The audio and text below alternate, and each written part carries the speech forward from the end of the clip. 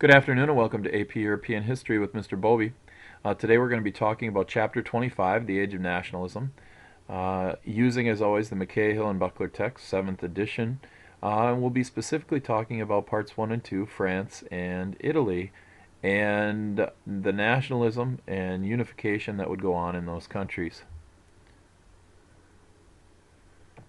When we talk about France, we have to acknowledge all of the problems that France has leading up to this point, and they're still reeling from the effects of the French Revolution, the reign of Napoleon Bonaparte, and during the early 19th century, uh, a lot of back and forth issues between the people and the government. France is in a pretty devastating state. It's not until 1848 and the revolutions of 1848 that we get the rise of Louis Napoleon. And the Second Republic of Louis Napoleon, he's elected president in 1848, late 1848, despite no political involvement. And he had really three things that were in his favor when he won this election. Number one was name recognition. Because things had been so bad during the early part of the century, people reverted back to the ideas of the power and prestige that Napoleon Bonaparte had brought to France. And Louis Napoleon gladly used that name recognition of his uncle in helping him win election. Also, the middle class and the peasantry feared urban workers, and they feared the socialist movements and other issues that uh, might make urban workers more powerful within the country. And finally, Louis Napoleon had published many pamphlets, and he had a program, quote unquote, for France, a belief that government should represent and help the people, even though he was more of an authoritarian in his style of rule. Um, his answer to this was a strong authoritarian, fair to both rich and poor people, through direct democracy, responsible for national unity and economic stimulation, and he took this very seriously. However, he was only granted one term as president, and despite pleading with the Assembly, the National Assembly, they were not going to grant him a second term. So in 1851, he plotted and carried out a military coup, which got some dissent, but for the most part was supported by the people.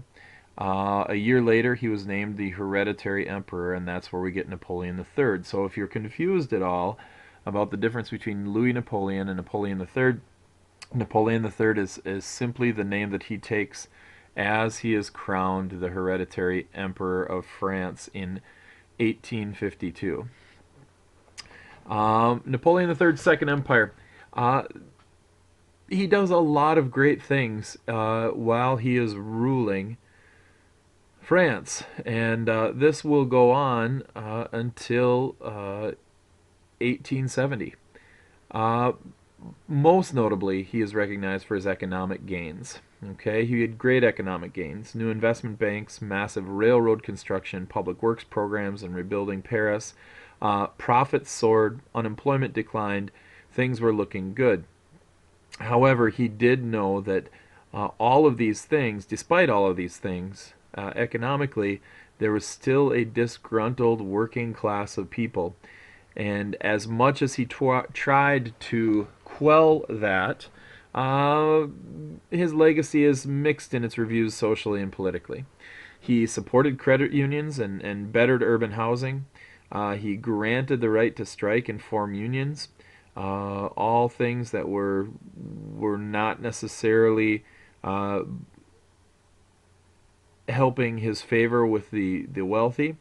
And he gradually uh, moved toward and encouraged a universally elected assembly. Became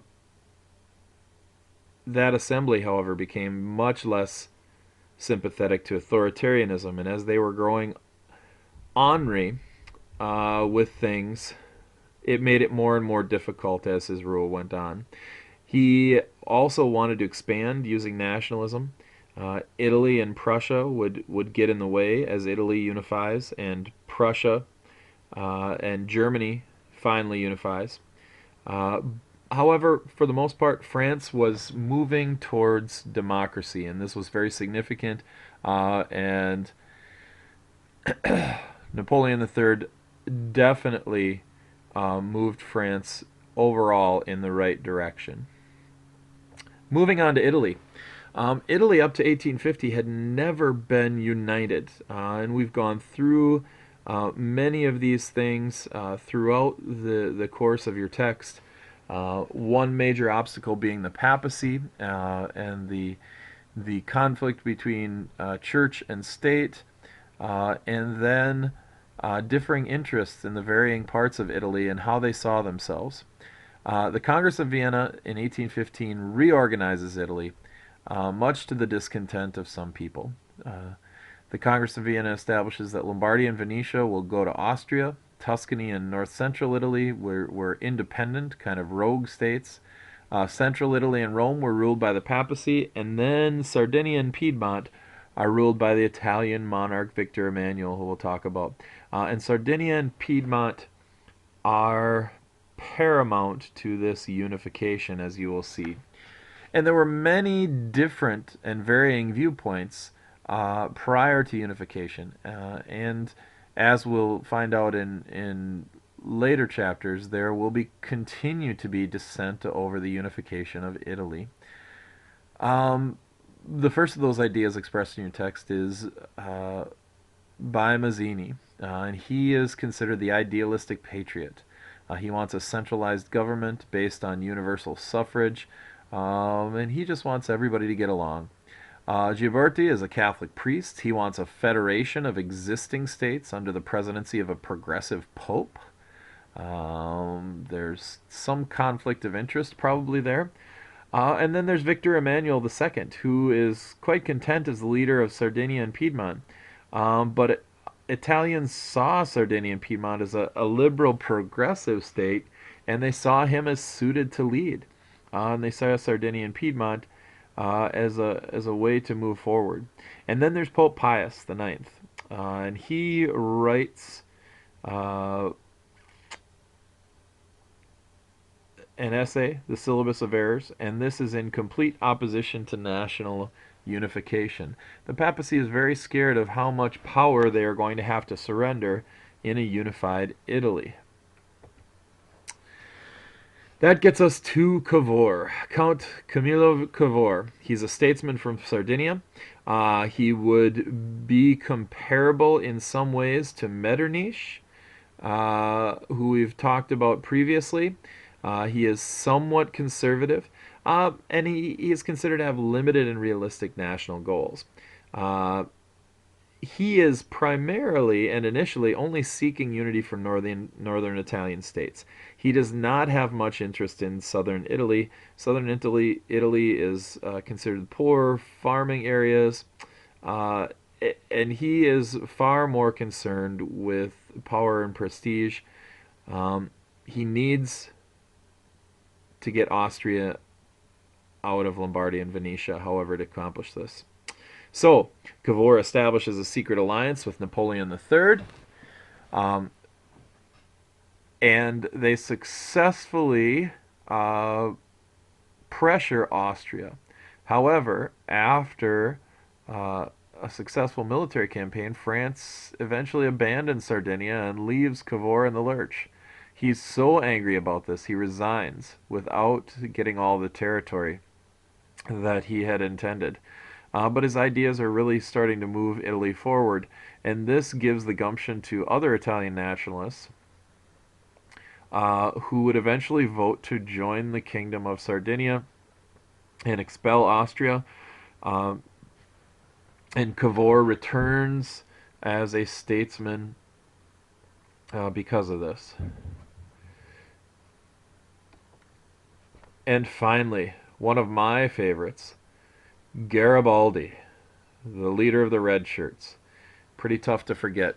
And Garibaldi is a passionate and independent nationalist. He wants to unify all of Italy. He'd probably be most closely associated with Mazzini.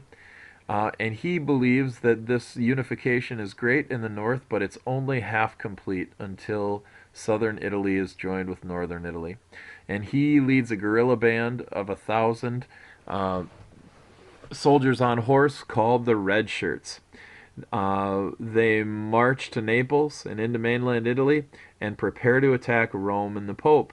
However, Cavour puts a stop to this. He sends troops to stop Garibaldi and says that this would not be good because if Rome was attacked, this would start another war with France. French Catholics would rally behind Rome and they would put a stop to this. So you can see there are many things at play here.